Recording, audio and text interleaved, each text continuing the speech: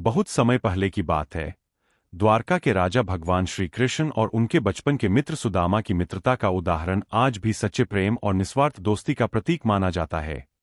बचपन की मित्रता। सुदामा और कृष्ण दोनों संदीपनी ऋषि के आश्रम में पढ़ाई करते थे। दोनों साथ साथ पढ़ते, खाते और जंगल में लकड़ियां लाने जाते थे।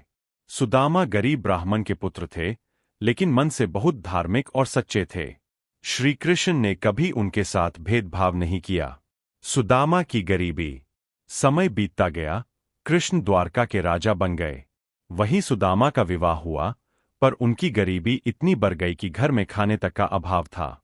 एक दिन सुदामा की पत्नी ने कहा, आपके मित्र कृष्ण अब द्वारका के राजा है, उनसे मिलिए, शायद वे कुछ सहायता करें। सुदामा पहले तो झिझके, लेकिन पत्नी के आग्रह पर वे चल पड़े। रास्ते में पत्नी ने उन्हें भुना हुआ चिवड़ा, पोहे दिया, जो कृष्ण को बहुत पसंद था। द्वारका आगमन, सच्चे प्रेम का दृश्य। जब सुदामा द्वारका पहुंचे तो उनके फटे पुराने कपड़ों और थके कदमों को देखकर पहरेदारों ने उन्हें द्वार पर रोक दिया। पर सुदामा के मन में सिर्फ एक ही बात थी, मेरा मित्र कैसा होगा अब।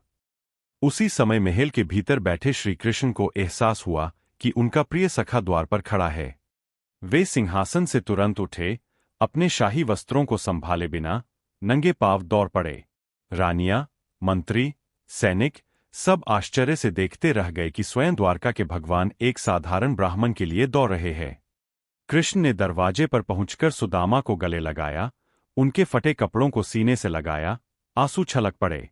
फिर उन्होंने सुदामा के पैर धोए, उन्हें सोने के सिंहासन पर बैठाया और स्नेह से बोले, मित्र, इतने वर्षों बाद मिले हो, कुछ तो लाए होन मेरे लिए।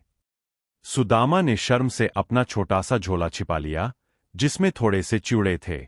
लेकिन श्री कृष्ण ने मुस्कुराते हुए कहा, यह तो मेरे लिए अमृत है। और प्रेम से वे चिवड़े खाने लगे। मित्रता का प्रेम। कृष्ण के प्रेम से सुदामा की आंखें भर आईं। उन्होंने कुछ नहीं मांगा, बस भगवान का स्पर्श ही उनका सबसे बड़ा आशीर्वाद था। घर का परिवर्तन। जब सुदामा अपने घर लौटे, तो देखा, उनकी झोपड़ी